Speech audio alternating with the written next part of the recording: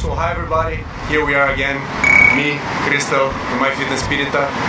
We just finished our training and we're gonna shoot for you one video about nutrition where Crystal is gonna ask a few questions, the most common questions, basic stuff about nutrition. And I want to make it very clear that everything that you listen to here, it's my opinion according to what I have studied, my knowledge, and the practical experience that I have in training and nutrition. Okay, the first thing that I really want to know is how many times a person has to eat in a day. Okay. Because as I understand, the people who train a lot, they also eat a lot. Yeah, definitely. What people have to understand is when you're training, you're creating demand for nutrients in your body. Okay? So it's a tendency that your metabolism will go quicker, you're gonna feel more hungry. Consequently, you have to eat more. Okay? How many times per day? This is very relative, this is very particular. Okay? It depends on the person. If I put you, for example, to do the same kind of diet that I am doing, you're probably going to get fat. Because I eat a lot. My demand is very, very high. I weigh 110 kilos. I'm almost 2 meters tall. Okay, you're half of my size. So this is the kind of things that we have to consider when talking about nutrition. It's biological individuality has to be always considered. You are different from me, I'm different from someone else, and everyone is different. Everyone has different daily activities, okay? Everything counts. You can't make the same diet for one person who works walking around the whole day and another person who works sitting all day. So Bryan, how do I know what to eat, what my body needs? Kris, as I spoke before, biological individuality, okay? There are specific calculations that I'm not going to be speaking about it right now. This is very specific, but there are specific calculations that we do with basal metabolic rate, for example. This is how many calories you burn at rest. This is very important to know. We have to know how many calories, more or less, you will burn during the exercise, okay? We have to consider your muscle mass, we have to consider your body fat percentage, so we can calculate the macronutrients of the diet. Proteins, carbohydrates, and fats. Okay? One thing that's very important, and most of the people neglect, fibers as well. The health of your digestive system is extremely important for the overall functioning of your body, so we cannot forget that. But answering you, I can never, whatever you ask me, I'll never give you a very specific answer because I don't know you. Let's put it this way. I don't know how much body fat you have and all those things. So how will I know? Through these assessments that I'm going to do as a trainer with you. And then, according to the information that I have from your body, I'm going to plan about your nutrition, your plan, training, etc. Okay, so what type of foods should I avoid? Or what should I definitely not look at? That's very simple, crap. Crap?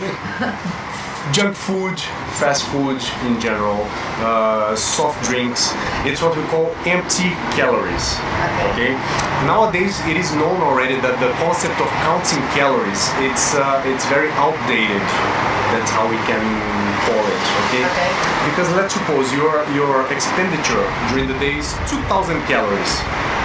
Okay. And you wanna lose body fat. So let's suppose you're gonna have to have during your day 1,800 calories. If you're just counting calories, you can get those calories from vodka. Okay, so... Do you understand? Does it mean it's going to work? Of course not. Because the nutritional value of these specific food that you're putting in, it's extremely low. Vodka is non-existent, okay? So it's all about the value of the foods that you're putting in your body. What kind of foods you're choosing. Simple foods. It's the stuff that we have hanging on the shelves of the stores all the time. And some people complain that dieting is expensive, that it's extremely complicated. When it's not. It's the rice, it's the beans, the chicken, the beef, the fish, and the vegetables, fruits, all of these. But people are choosing the cookies, people are choosing the Coke, then of course it's going to get expensive. Chocolate and all those kinds of things. This is exactly what you should avoid. It's tasty. I love it too. I love chocolate, but it doesn't help you in anything. So no burgers, no pizza. We can say no, okay? It is okay to eat sometimes, but if you make your whole diet based on it, you're gonna be obese. Simple. Bryan, I've heard about cheat days. What are cheat days? Cheat day is basically one thing that I don't like to do, okay? It means that you can basically eat everything, okay? I particularly don't like it because our bodies, they don't understand when it's holiday, when it's Saturday, when it's Sunday, when it's day of visiting grandma, and our bodies don't understand. Our bodies, they work on a linear way, okay? It's always every day doing more or less the same things, let's put it this way. So I like to work much more with a cheat meal. It's one meal that you can do in many different ways actually. You can do the clean cheat meal or even the dirty cheat meal. But this depends on the person, on the person's metabolism, on the person's age, on everything. Okay? You would take place strategically one meal, on your day, okay? To boost your metabolism, to raise levels, okay? Again, this is more specific. I don't want to get so much there, but when you are extremely depleted from diet, this happens a lot with athletes, okay? When you're extremely depleted from diet, your levels, they start lowering. That's why you start feeling moody and stuff like this, okay? So you do one cheat meal as a way to boost your metabolism. For the average person, okay, what you have to understand is there's a difference between the diet for an athlete and the diet for an average person. The athlete just doesn't have the right to make mistakes. Simple, it's black and white. There's no half diet.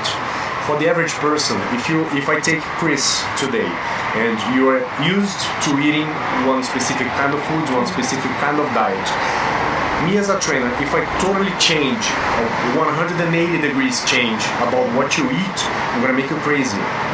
You need to have this time to adapt your body, your brain. When you think about food, think about hormonal response. Every kind of food that you put in your body, you're provoking a hormonal response in your body. And according to that, chemical processes will occur in your body. So for the average person, used to eat a lot of chocolate and burgers, if I take everything out at once, you get crazy. Okay? So what do? We can sometimes keep, of course, the diet, it has to be done. But I have trainees like this, they're used to eating a lot of chocolate, okay? But once in a week, just to take away the craving, just to give them a little bit this sensation there in the process of weight loss, a little bit chocolate, one piece. You cannot make this planned meal, okay, let's say it, this planned meal into a whole weekend of binging. Then you just threw away the whole work of the week. 2 weeks, you just threw it away. But Bryan, what should I eat before I go to the gym? You have to think of one thing, okay? When you're in the gym, talk specifically about the gym. When you're in the gym, you're causing rupture of muscle fibers. That's what we do in the gym when we exercise with weights. You break muscle fibers, feed your body with the correct foods, correct nutrients, your body recovers and grows stronger. Okay? Simple. So, what do you need for that? First place, during the gym you need energy. You need to take energy out from somewhere. Okay? Carbohydrates. Complex carbohydrates. So, brown pasta, brown rice, oatmeal. Oatmeal is great. Okay? I can't live without oatmeal. Yeah, I always have it in my diet. It's great amount of fibers as well. Okay. Did I speak about rice? Yeah. Brown rice, brown pasta, etc. Potatoes also, they're really good. Okay. Potatoes are extremely good. All right. And protein. what I suggest is to keep the carbohydrates and the protein intake before training a little bit higher, because if you use fats before the training, your digestion might get a little bit slower, so you might go to the training still feeling a little bit full. Try to choose foods, proteins that are going to be digested quicker, like chicken, fish. Eggs, for example, they are digested a little bit longer. So before the training, I'm not saying that you can't. I don't like it. I don't do it. Okay, eggs, beef. Okay, for myself, I work with these 4 kinds of proteins only.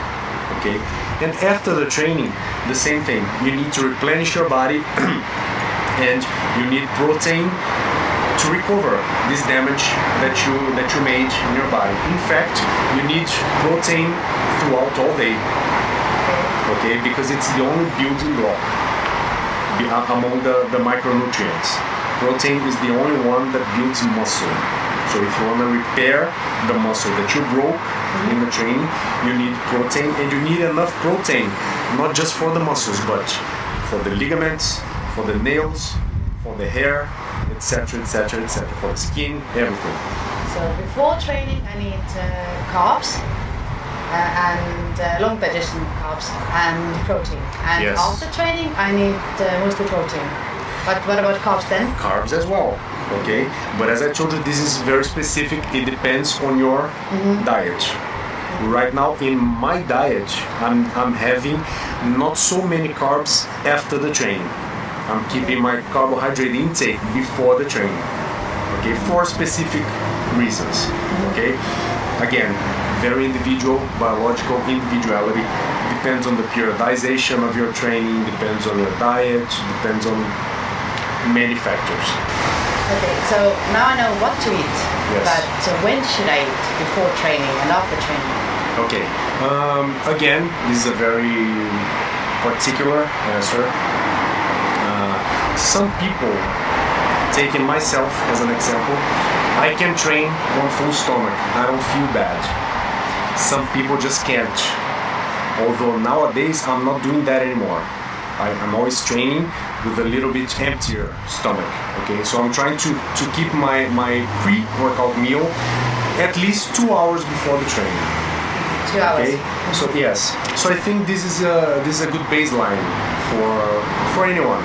Okay, if you're going to train, if you're going to the gym, try to eat around 1 hour and a half, 2 hours, 2 hours and a half before the training, and see how you feel. Okay, it's all about how you're going to feel in the training, and of course you also need some time for your body to digest that food and use it as fuel in the training. Okay, and after the training, it depends on the level of the training as well. If the training is extremely hard, some people they just can't eat. They just feel like extremely even nauseous and dizzy, and they can't eat at all. This has happened to me a few times. So I had to wait like 2 or 3 hours before eating. So when you finish the training and you feel dizzy and you don't want to eat, then you shouldn't eat either. Just wait and eat later. Yeah, eat when you feel like eating. Okay, there's another thing that people believe a lot, which is about this opportunity window after the training. It's this 1 hour and a half after the training where your body will absorb everything faster and blah blah blah blah.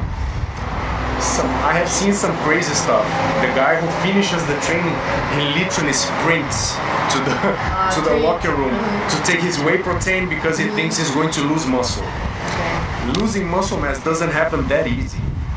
Okay, so you can relax about it. It's much more important to have your diet well structured throughout the whole day than doing just these 1 hour and a half opportunity window. Because you can eat very well after the training. Perfect. Your meal was perfect, everything okay. But during the day, whether you didn't eat or you ate too much or not the right things, it doesn't really help. So your point to me is eat when you're hungry. not exactly eat when you're hungry. I think there has to be a structure, okay? But in this specific matter, after the training, I think it depends on how you feel, okay? When you see that you are starting to feel better already, if in case you get dizzy, you get nauseous and everything, when you start feeling better, then you go and eat. If you feel okay, go and eat after the training, no problems. So guys, we got to the end of this video. I hope you all liked it. Thank you, Kris, for your time. Thanks for your questions. It's a pleasure to be here speaking and sharing a little bit of what I know with you guys. Well, Bryan, thank you, because I got so much good information, and hopefully you got good information too. So if you think that this video helped and what Bryan told you will help you get your goals sooner and faster, then definitely subscribe and like, and hope to see you soon.